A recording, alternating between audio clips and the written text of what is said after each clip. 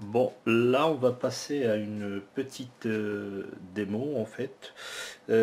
Donc là j'ai en fait le boîtier proprement dit qui est le data logger.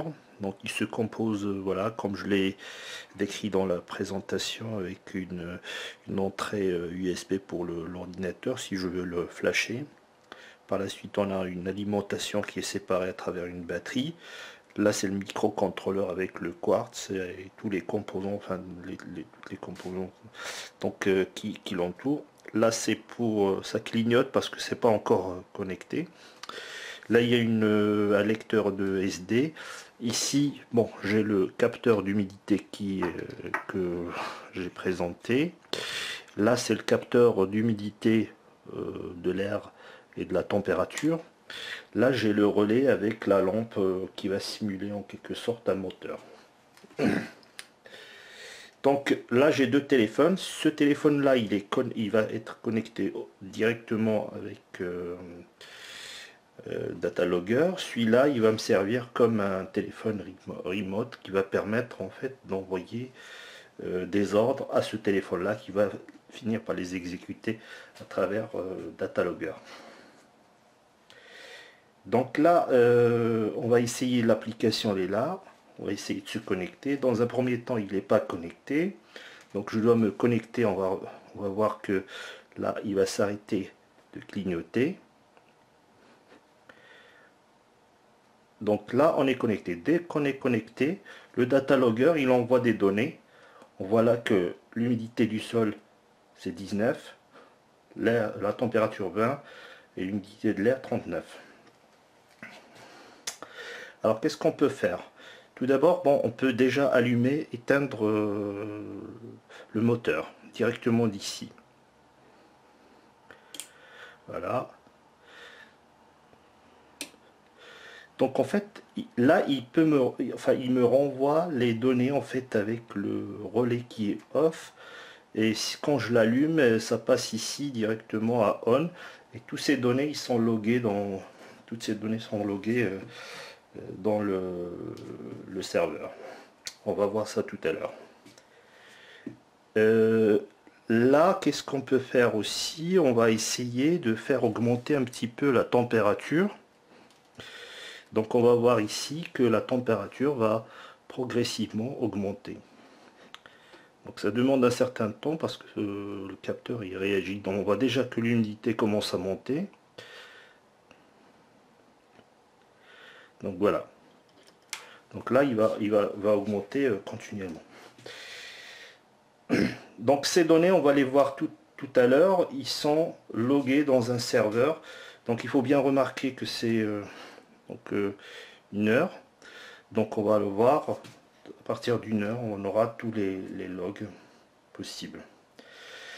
Donc en fait, le téléphone, il va me servir pour envoyer des ordres. C'est-à-dire, par exemple, je peux... donc là, j'ai déjà préparé quelques messages. Donc je peux demander un relevé. Voilà. Et j'envoie. Donc dès que ce smartphone va recevoir le SMS, donc là, il a reçu un message de ce téléphone-là. Voilà. Donc déjà, là, j'ai reçu un message. Donc boîte de réception. Voilà. Donc vous voyez bien, là, il m'a répondu avec les données que j'ai. Donc on était à 23 degrés, l'humidité de l'air 41, l'humidité de sol 19. Et la pompe, elle est à off. Donc, je peux faire un autre exemple. Par exemple, on a envoyé un ordre pour allumer la pompe. Donc, on, option, envoyer. Normalement, dès qu'il va recevoir le message, il va allumer la pompe. Voilà. Donc il a reçu, et là je vais envoyer un off pour éteindre.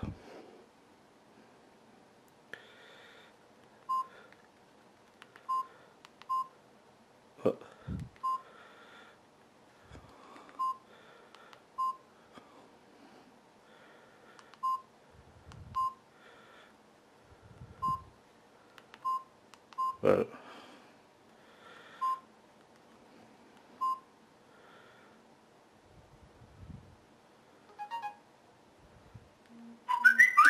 Voilà, donc il est éteint.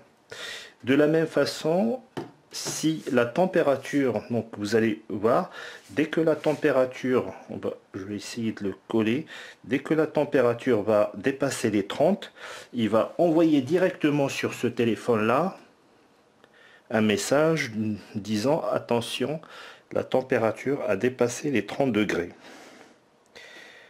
Ok, donc on va essayer. Ça va être relativement long. Je chauffe ma main avec la lampe. Hop. Donc elle est 24 degrés.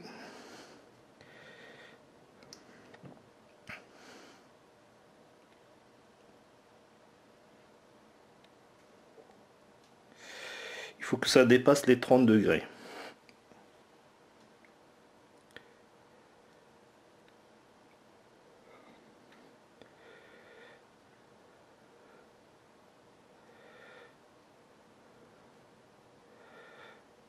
Ouais, ça va être difficile de chauffer.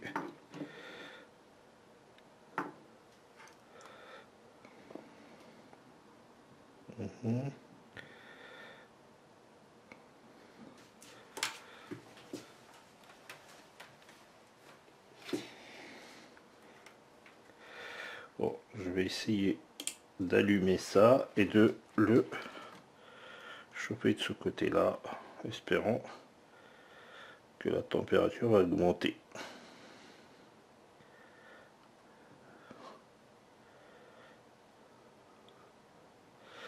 Voilà, là ça grimpe. Je vais éteindre. Voilà, c'est dépassé les 30. Voilà, je viens de recevoir un message. Attention, alerte, la température est supérieure à 30. Là, les carrés qui sont là, c'est parce qu'ils n'acceptent pas l'arabe, parce que j'avais mis un message en arabe. Donc ce téléphone-là n'accepte pas les polices de caractère en arabe. Voilà. Après, qu'est-ce qu'on peut faire? C'est voir un petit peu la variation de l'humidité. Donc, voilà. J'ai essayé d'utiliser un petit torchon que je vais imbiber d'eau et que je vais entourer. Je vais entourer le capteur avec ce sopalin. Donc voilà.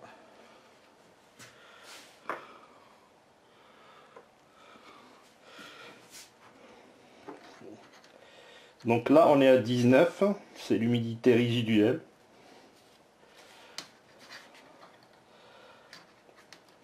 Et par la même occasion, je vais laisser le capteur. Donc je vais mettre un peu d'eau, hop.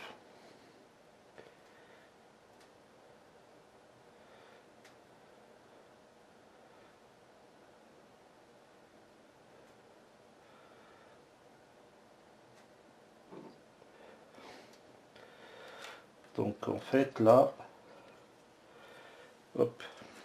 Donc toutes ces données, on va les retrouver tout à l'heure dans le serveur. Je vais vous montrer toutes ces variations qu'on a. On a fait, ok. Donc là on voit que déjà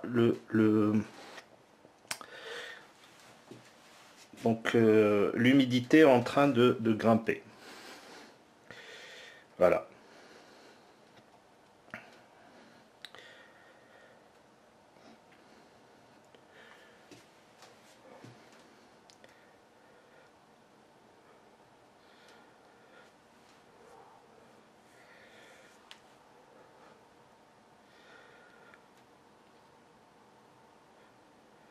Voilà, donc c'est en train d'augmenter.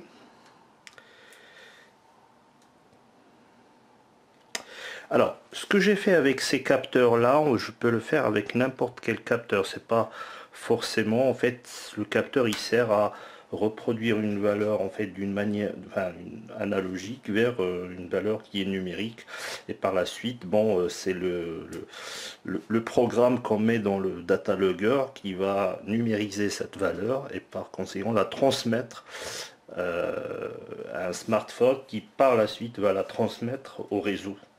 Donc, mais le procédé reste exactement le même pour la plupart des capteurs. Donc voilà, on va passer là tout de suite à une présentation en fait du serveur, et on va retrouver toutes ces valeurs, ces variations de valeurs qu'on a effectuées avec le switch qui passe à on ou off. On va voir aussi la localisation géographique. Donc tout ça, ça va être dans la démo suivante. Donc, c'est-à-dire la pompe, on peut la déclencher en fonction, mais je veux dire, j'aurais pu, au lieu d'envoyer un SMS, dire voilà, si l'humidité du sol baisse par rapport à une valeur, je déclenche automatiquement la pompe pour, je sais pas, 1 heure, 2 heures d'irrigation, et puis j'attends, et puis rebolote, je refais le test. Un point que j'ai oublié de signaler, c'est que au niveau de la carte, on peut avoir les données que j'ai reçues sont géolocalisables. Et donc on voit bien là que c'est jaune et bon, que la température était, le jaune correspond à cette zone, à cette marge-là. Donc sur range, et puis si j'avais par exemple plusieurs data loggers dans le même à travers le pays, donc on va avoir plusieurs points avec des couleurs différentes, et puis on peut également, entre différents points, on peut colorer les zones en fonction de l'humidité du sol, et ça donne une visualisation graphique du système. Voilà.